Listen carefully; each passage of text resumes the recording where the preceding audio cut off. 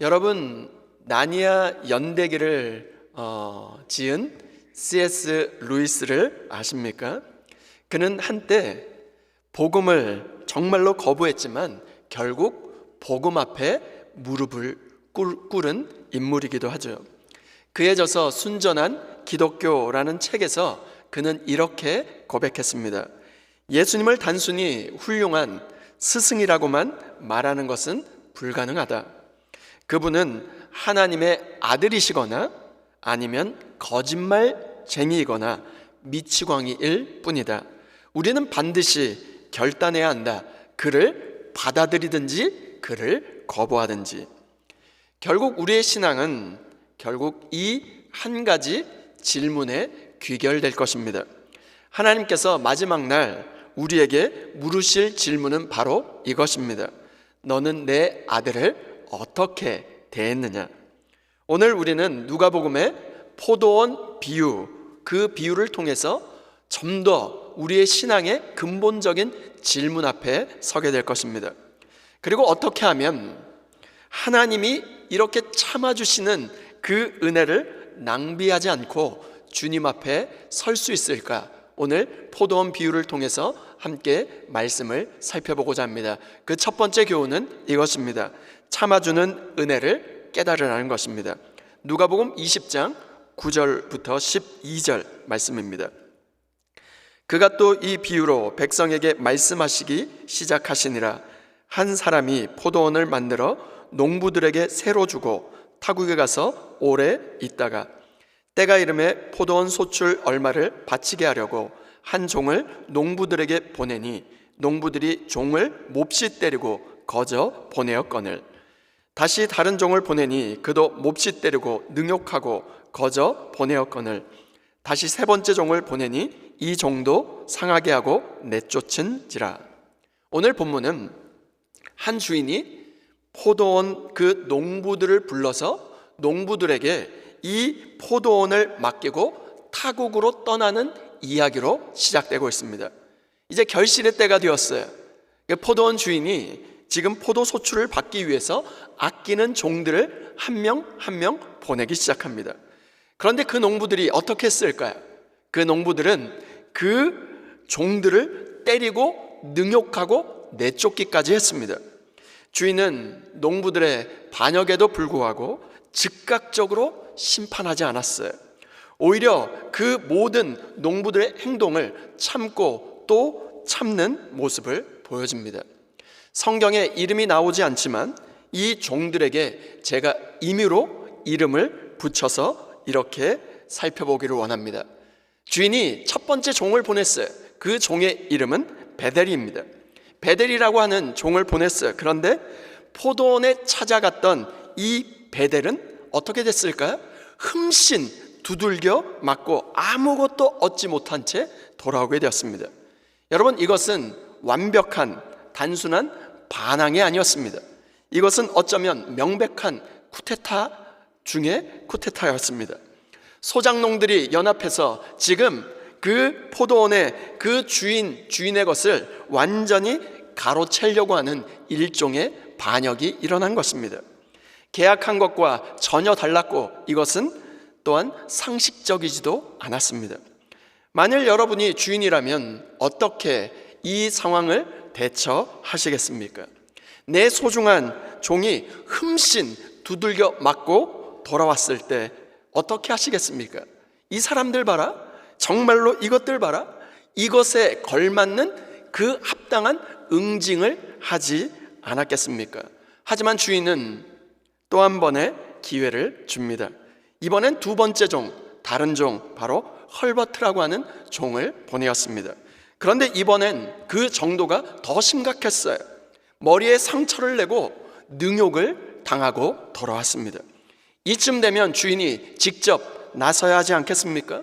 상황의 심각성을 정말로 해결해야 되지 않겠습니까? 그런데 주인은 어떤 조치도 취하지 않고 또 다른 종을 보내기로 결정했습니다. 주 안에 사랑하는 여러분, 이렇게 무책임한 주인이 어디 있습니까?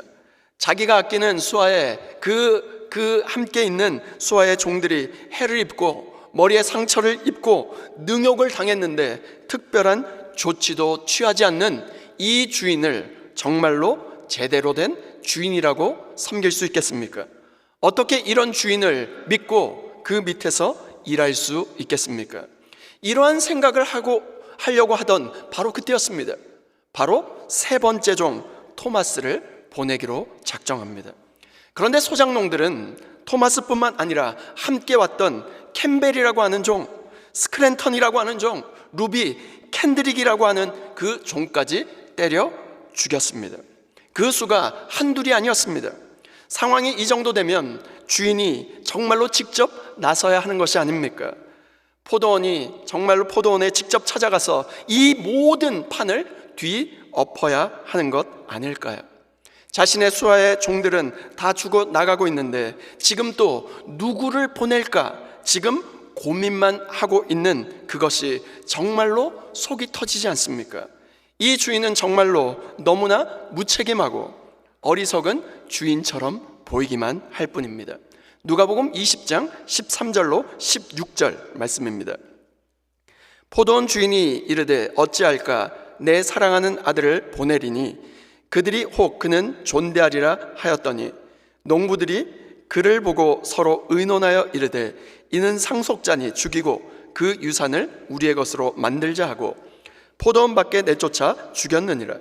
그런즉 포도원 주인이 이 사람들을 어떻게 하겠느냐?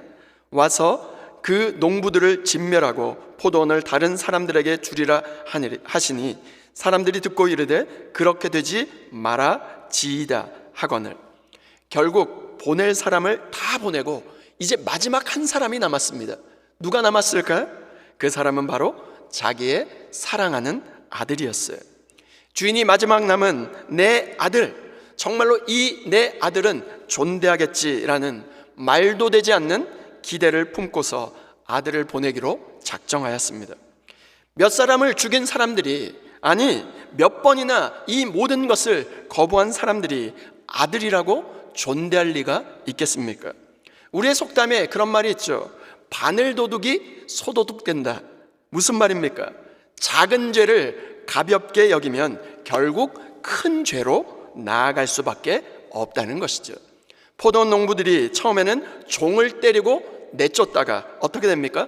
결국 아들을 죽이는 자리까지 나아간 것처럼 죄를 방치하면 결국 더 큰 죄로 나아가고 결국 하나님을 대적하는 자리에까지 나아가게 되는 것입니다. 그런데 더 놀라운 것은 이 주인은 그 말도 되지 않는 그 일을 계획하고 결국 자신의 사랑하는 아들, 독생자 아들 예수 그리스도를 이 땅에 보냈다는 것입니다. 자신의 마지막 희망이었던, 마지막 기대라고 할 수 있었던 주인의 아들은 바로 주인의 기대와는 전혀 달리 처참하게 죽임을 당했을 뿐만 아니라 포도원 밖에 버려졌습니다. 이 모든 일이 누구 때문입니까? 나서지 않았고 행동하지 않았던 주인 때문에 이 모든 일이 다 일어난 것이 아닐까요? 저는 이 본문의 말씀을 묵상하다가 정말로 이 주인을 바라보면서 정말 속이 터진다. 정말로 이 주인은 어찌 이렇게 나쁠 수 있는가? 이렇게 어리석은가? 무능하고 처참하고 정말 나쁘다라고 하는 생각이 들었습니다. 그런데 잠시 묵상하는 가운데 제 마음이 먹먹해지는 것이 아닙니까? 만일 하나님이 한 번, 두 번, 세 번 참지 않으셨다면 오늘 우리가 예수님을 만날 수 있었을까요? 끝까지 참고 또 참는 그 인내로 주인이 아들을 보내시지 않았다면 바로 오늘 우리가 예수 그리스도를 만날 수 있었을까요? 아니 찢어지게 가난하고 서양신이라고 거부했던 바로 조선 땅에 생명의 복음이 전해져 대한민국의 예수 그리스도를 만날 수 있었을까요? 주인은 거칠고 팍팍한 인생을 살아가며 지쳐서 도망할 곳이 없는 바로 농부들이 정말로 반역을 일으켜서 쥐가 바로 막다른 골목에서 고양이를 정말로 물고 덤벼들듯이 참고 참기만을 계속하셨습니다. 왜 그러셨을까요? 주인은 왜 이렇게 참고 인내하기만 하는 것일까요? 주인의 무능해 보이는 이 모습은 바로 하나님의 오래 참으심이었습니다. 인간의 시선으로 보면 당장 심판하고 응징해야 마땅할 것 같은데 하나님은 참고 또 참고 기다리셨습니다. 종들을 보냈다는 것은 종을 어떻게 보내셨습니까? 바로 구약의 수많은 선지자들을 통해서 종을 보내셨어요. 예수님께서 바로 이 땅에 오시지 않았습니까? 주인이 아들을 보내신 것은 예수 그리스도를 이 땅에 보내신 것입니다. 하나님의 무능처럼 보이는 그 모습은 사실 죄인을 향한 끝없는 인내와 사랑이었던 것입니다. 주인의 어리석음은 어땠을까요? 세상의 눈에는 어리석고 무능해 보이는 바로 극악무도한 자들이 달려 돌아가는 바로 십자가의 은혜로 우리에게 구원의 은혜의 길을 열어주시지 않았습니까? 주인의 처참함, 그것은 곧 하나님의 자기 비움이었습니다. 자기를 비워 종의 형체를 가지사 사람들과 같이 되셨다라고 빌립보서 2장 7절에 말하고 있지 않습니까? 아들을 포도원 밖으로 내어준 그 사건은 무엇을 상징할까요? 예수님께서 십자가에서 성문 밖에서 죽으신 그 사건, 히브리서 13장 12절의 말씀과 정확하게 연결되는 말씀입니다. 이 모든 것은 참아주시는 구원의 은혜를 선포하고 있는 것이죠.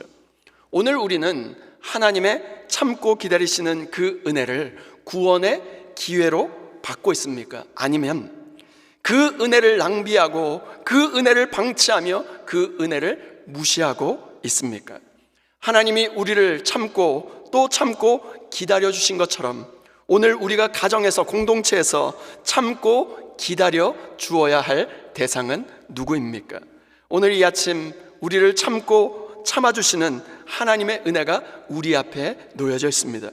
주님은 바보여서, 주님은 모자라서, 감각이 무뎌서 한 번, 두 번, 세 번 참아주시는 것이 아닙니다.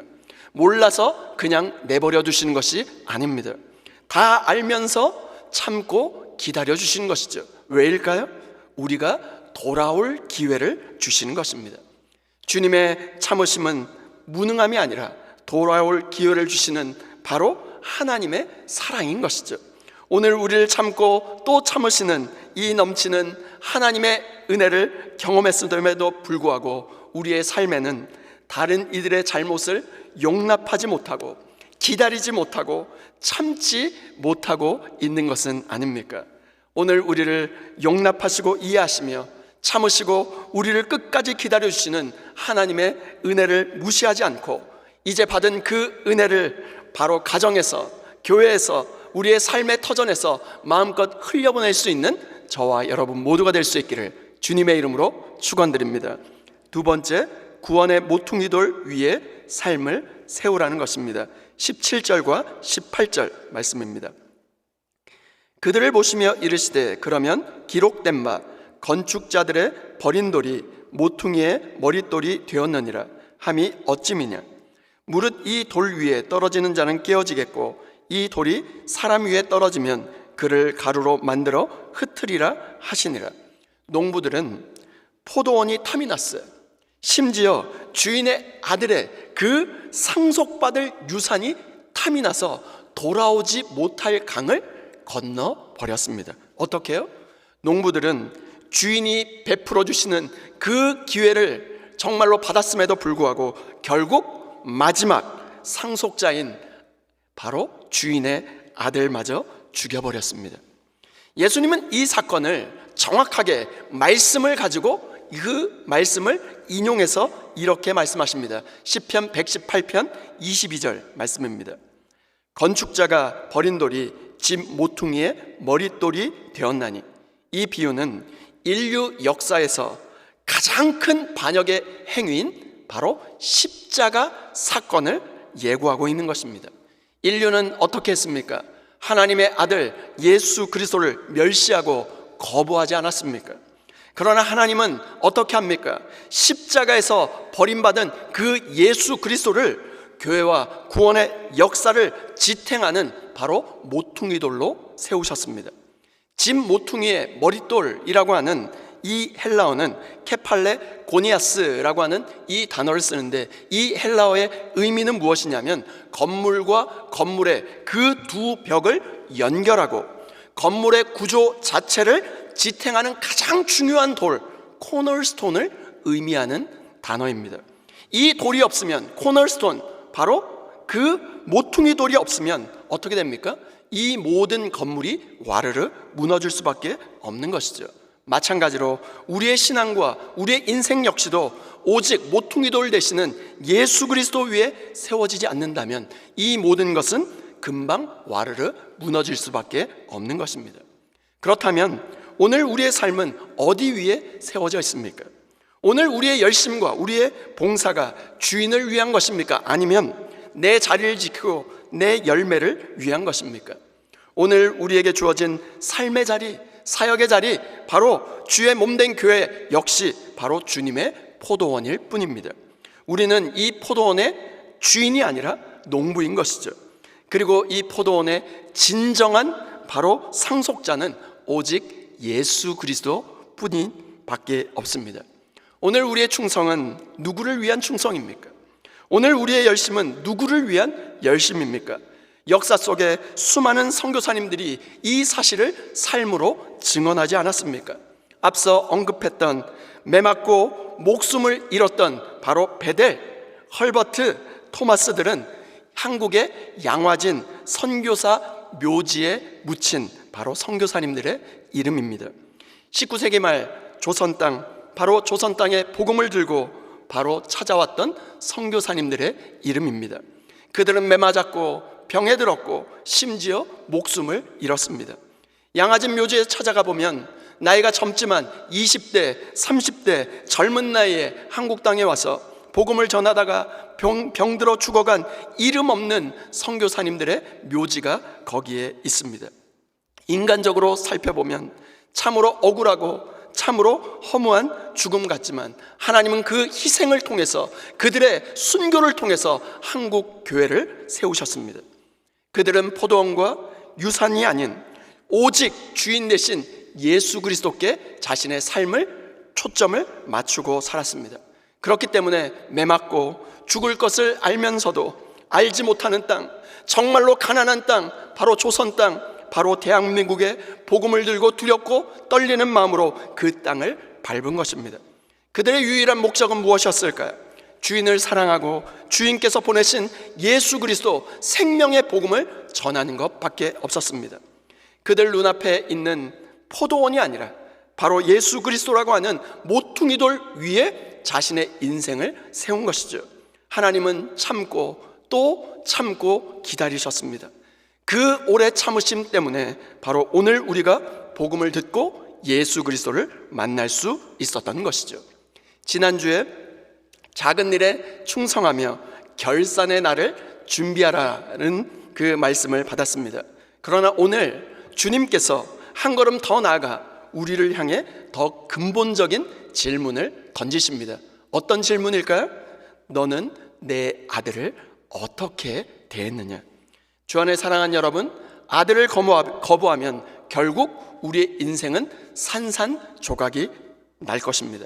그러나 아들을 영접한 자, 그 위에 삶을 세우는 자는 영원히 흔들림이 없을 것입니다.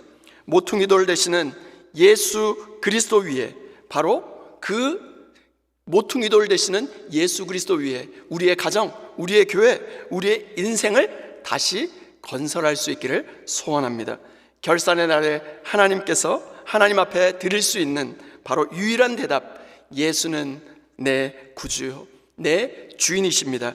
이 고백을 담대히 주님 앞에 드리며 살아갈 수 있기를 소망합니다. 하나님의 오래 참으심은 결코 무능이 아닙니다. 그것은 우리를 위한 구원의 사건이었어요. 그러나 여러분 기억하시길 바랍니다. 무엇을 기억해야 될까요? 그 시간은 영원하지 않습니다. 결산의 날은 반드시 다가올 것입니다. 그리고 하나님은 우리에게 물으실 것입니다. 너는 내 아들을 어떻게 대했느냐? 그러므로 오늘 이 자리에서, 오늘 이 예배 가운데 분명히 결단할 수 있기를 소원합니다. 예수님은 내 구주요, 내 삶의 주인이십니다. 내 삶의 머릿돌은 오직 예수 그리스도 예수밖에 없습니다. 이렇게 고백할 수 있기를 주님의 이름으로 축원드립니다. 다 함께 따라해 보시겠어요? 결산의 날 인상의 무게는 내가 영접한 예수의 무게로 달린다. 버림받은 돌이 모퉁이 돌이 되셨으니 내 삶의 유일한 머릿돌은 오직 예수뿐이다. 아멘이십니까? 주 안에 사랑하는 여러분, 오늘 더 이상 참고 기다리시는 하나님의 은혜를 낭비하지 마시길 바랍니다. 오늘 우리의 삶의 기초를 다시 예수 그리스도라고 하는 모퉁이돌 그 위에 굳게 세울 수 있는 은혜가 넘칠 수 있기를 소원합니다. 오늘 우리는 말씀 속에 나오는 악한 농부들이 되지 않기를 결단할 수 있기를 바랍니다. 그들의 탐욕은 결국 어떻게 됩니까? 그들의 파멸로 이어지지 않았습니까? 그러나 오늘 우리 모두는 아들을 영접한 자로 영원한 생명과 상속을 누리는 바로 하나님의 자녀로 설 수 있기를 소원합니다. 또한 우리의 모퉁이돌이 되시며 유일한 상속자 되시는 예수 그리스도의 위에 바로 우리의 인생, 우리의 가정, 주의 몸된 교회를 든든히 세워나갈 수 있기를 소원합니다. 한국교회 역사 속에 나오는 베델, 헐버트, 토마스 선교사님들은 눈앞에 보이는 포도원과 유산을 탐하지 않았습니다. 오늘 오직 주인의 아들, 그 아들을 영접하기 위해서 자신의 삶을 아낌없이 기꺼이 목숨까지도 내어주지 않았습니까? 오늘 우리도 이 믿음을 본받아야 할 것입니다. 주님 앞에 서는 그날 하나님은 우리의 업적이나 우리의 성취를 정말로 묻지 않으실 것입니다. 주님께서 결산의 날에 물으실 것은 단 한 가지밖에 없습니다. 무엇일까요? 너는 내 아들을 어떻게 대하다 왔느냐? 그날 담대히 이렇게 고백하는 저와 여러분이 되었으면 좋겠습니다. 예수는 나의 구주요, 예수님은 나의 전부이십니다. 이 고백으로 결산의 날 주님 앞에 설 수 있는 저와 여러분 모두가 될 수 있기를 주님의 이름으로 축원드립니다.